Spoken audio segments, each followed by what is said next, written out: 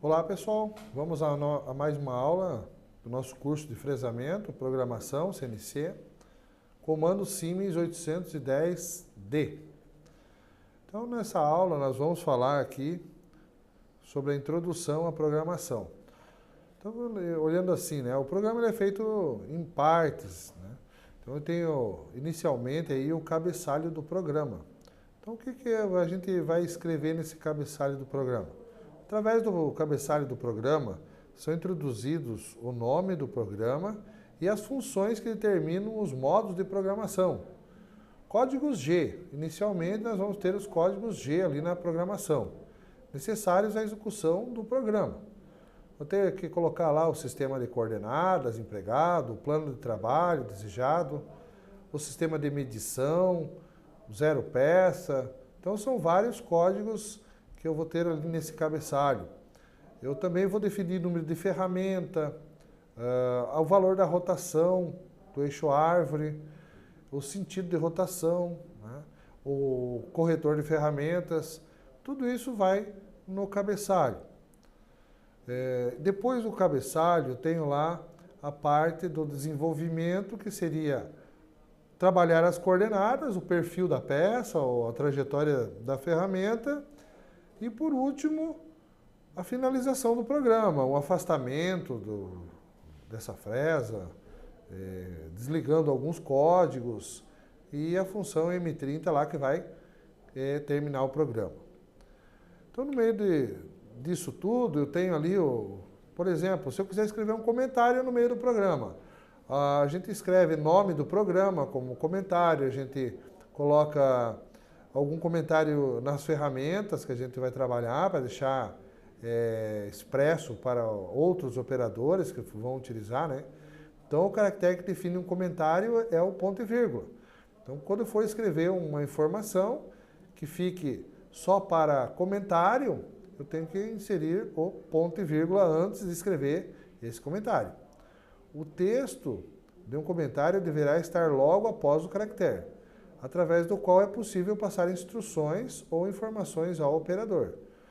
Os comentários devem ser inseridos no final do bloco ou em blocos isolados, jamais no meio do bloco, né? Então, no meio da informação ali, das coordenadas, você não vai colocar comentário, né? Sempre depois que você deu alguma informação ali, você coloca um comentário.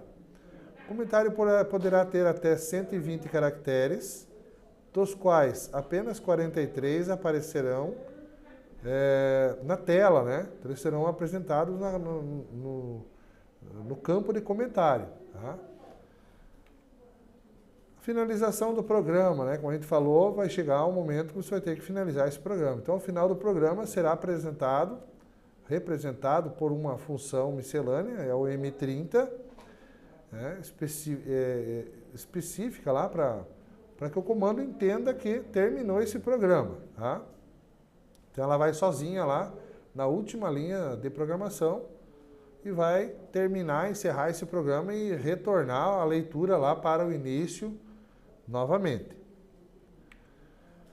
Códigos modais. Então o que são códigos modais? A função G modal permanece em efeito nos blocos seguintes até serem canceladas por outros códigos. Então, tem alguns códigos, a maioria deles, dos códigos G, eles são modais. Quando você programa um código G modal numa linha, então ele permanece em efeito. Se eu tiver mais 5 linhas a seguir para programar utilizando esse código, eu não preciso ficar repetindo ele nas próximas linhas. Ele assume automaticamente. E se ele for um código não modal, né, aí sim você tem que repetir ele a cada linha de informação. Tá? Existem tabelas de códigos modais e não modais. A gente pode consultar naquela máquina se esse código ele é modal ou não modal para aquela máquina. Tá? Então existem os códigos base aí que a gente utiliza. Os comandos tecnológicos. Nós temos lá função F. F é avanço trabalho. Os códigos G, que são condições de trajetória. Os paralelos, né, o centro de arco em X, em Y, em Z, usando as letras I, J e K. Isso a gente vai ver mais adiante na programação. M, função auxiliar. S, rotação do eixo árvore. T é ferramenta. X, Y, Z são os eixos de movimento da máquina.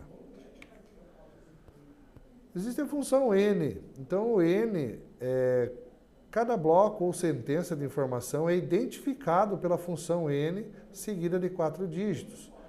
Então, a função N deverá ser informada no início de cada bloco ou sentença. Se usada essa função, deveria ser incrementada com valores de exemplo de 5 em 5 ou 10 em 10, deixando assim um espaço possível para possíveis modificações, né?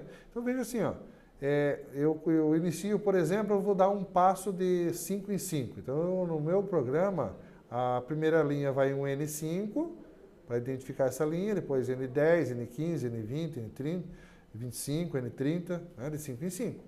Ou um passo de 10 em 10, pode ser N10, N20, N30, N40, sempre deixando um espaço N para poder inserir novas linhas e numerar com N, né?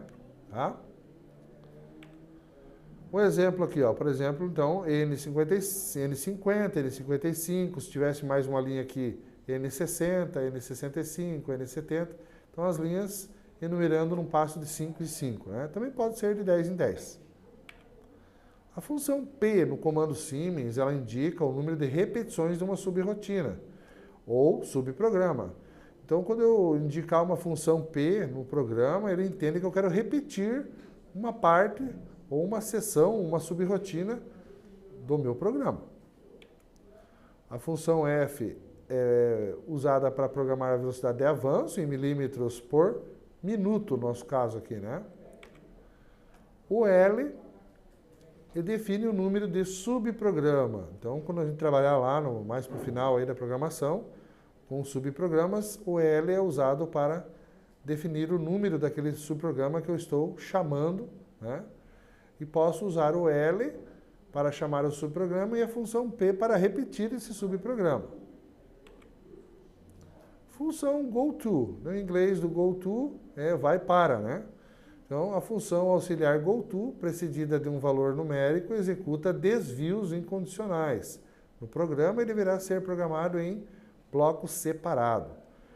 Esta função deve ser usada em programas contendo números sequenciais N. Então, por isso que é importante eu enumerar meu programa com os códigos N, para que eu possa fazer um desvio para um determinado N, né? Pois o desvio ocorre para um determinado bloco que contém uma sequência onde N tem um valor exatamente igual ao determinado na função goTo. Por exemplo, eu estou lá na linha N255. Se eu escrever nessa linha goTo N1, ele volta para a linha número 1 do programa, ou para qualquer outra linha que esteja enumerada. Tá? Então, eu posso fazer um goTo, um vai para, né? Eu posso programar um salto no programa. Então, aqui foram algumas informações essenciais aí para início. Na próxima aula, nós vamos iniciar aí o nosso primeiro programa e a gente já vai ver o uso dessas funções aqui, então, né? Eu deixo aí um abraço a todos e até a próxima aula.